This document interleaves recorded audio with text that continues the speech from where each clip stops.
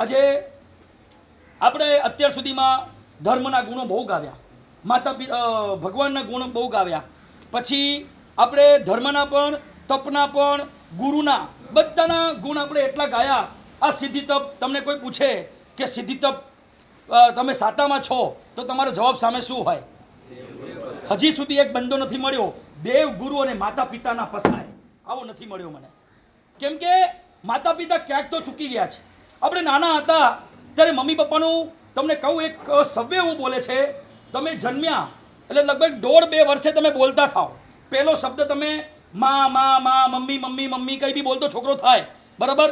6, 7, 8 વર્ષની ઉંમર સુધીમાં સ્પોકન લેંગ્વેજમાં સૌથી વધારે શબ્દ જો બોલાતો હોય તો એ મમ્મી છે, બીજો કોઈ જ નહીં. તમે જ્યારે અક્ષર ભણ્યા નહોતા, તમને અક્ષરનું કોઈ જ્ઞાન નહોતું, તમે સ્કૂલમાં કંઈ ગયા નહોતા, સૌથી પહેલા શબ્દ બોલાતો હોય, સૌથી વધારે શબ્દ બોલાતો હોય, સૌથી વધારે મેમરીમાં શબ્દ આવતો હોય, તકલીફ પડે, પડી ગયા, ક્યાંક વાગ્યું, ક્યાંક કોઈએ માર્યું, ક્યાંક કોઈ વધ્યો તો તરત આપણા મોઢામાં સૌથી પહેલો શબ્દ આવતો તો મમ્મી આવતો હતો. આજે એ મેમોરી સાવ લોસ થઈ ગઈ છે. હવે મમ્મી શબ્દ નથી આવતો, હવે મમ્મી શબ્દ બહુ યાદ પણ નથી આવતો. મમ્મી શબ્દ માટે આપણને કોઈ એવી ભીનાશ નથી રહી. પહેલાં કંઈક થતું તો તરત મમ્મીને યાદ કરતા અને આંખો ભીની થઈ જતી. આજે મમ્મીને 50 વખત યાદ કરીએ, ના હૃદય ભીનું થાય છે, ના આંખો ભીની થાય છે, ના તમારા મનની અંદર કોઈ સંવેદના આવી રહી છે. માટે આજે એક એવા ભીના સંવેદનાત્મક વાતાવરણમાંથી આપણે પસાર થવાનું છે. અને એના માટે તમને કહું, માતા પિતાની જે સેવા કરે ને, તમને બી મને બી બધાને આયુષ્ય વધારે જ જોઈએ છે.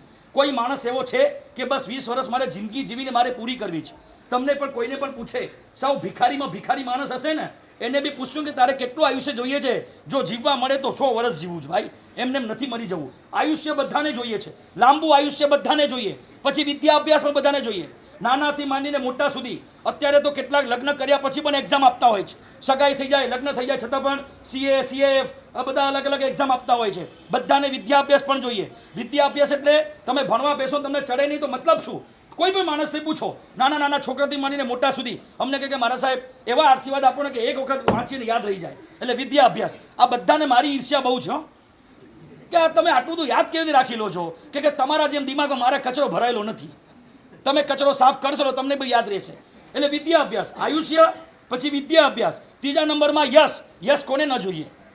બધી જગ્યા પર યશની અપેક્ષા હોય. મેં તપ કર્યો તો મારી યશ કીર્તિ ફેલાવી જોઈએ, મેં આટલું દાન આપ્યું તો મારું યશ કીર્તિ ફેલાવી જોઈએ. વિદ્યા અભ્યાસ, યશ. અને ચોથા નંબરની અંદર બલ. શરીરનો બળ કોને ન જોઈએ? જરાક તમે દુબળા પતલા થતા હોય તમે કેવા વિટામિન્સના ગોળીઓ ગળવા લાગો. શરીર જરાક નબળું લાગે તો તમે શક્તિના ઇન્જેક્શન લેવા લાગો. તમને લાગે કે શરીરમાં હવે નબળાઈ બહુ વર્તાય છે તો ડૉક્ટર પાસે જઈને એના કોર્સ કરો. બધાને એવું બળ જોઈએ છે કે કોઈને પરાધીન થવું ન પડે, બરાબર. આ 4 વસ્તુ થઈ. આયુષ્ય, બીજા નંબરમાં વિદ્યા અભ્યાસ, ત્રીજા નંબરમાં યશ, ચોથા નંબરમાં બળ. આ 4 વસ્તુ વગર આપણને ચાલતું નથી. બળ પણ જોઈએ, વિદ્યા અભ્યાસ પણ જોઈએ, યશ પણ જોઈએ ને આયુષ્ય પણ જોઈએ. આ વસ્તુ કોઈ પણ માણસ એવું નથી ઈચ્છતું કે મને વિદ્યા અભ્યાસ નહીં મળે ચાલશે, મને યશ ઓછો મળે ચાલશે, એવું કોઈ નહીં, બધાને જોઈએ. પણ આ મળે ક્યાંથી? એક મંગળ શ્લોક છે. એ મંગળ શ્લોકમાં એવું લખ્યું છે કે જો તમે તમારા માતા પિતાની સેવા કરો તો લખ્યું છે ચત્વારી તસ્ય વર્ધન્તે આયુર્વિદ્યા યશોબલમ. તમે માતા પિતાની સેવા કરો, તમારા વડીલોની સેવા કરો, તમે એમને સાતા આપો, તમે આંતરિક સાતા આપો, 4 વસ્તુ તમારી વધે.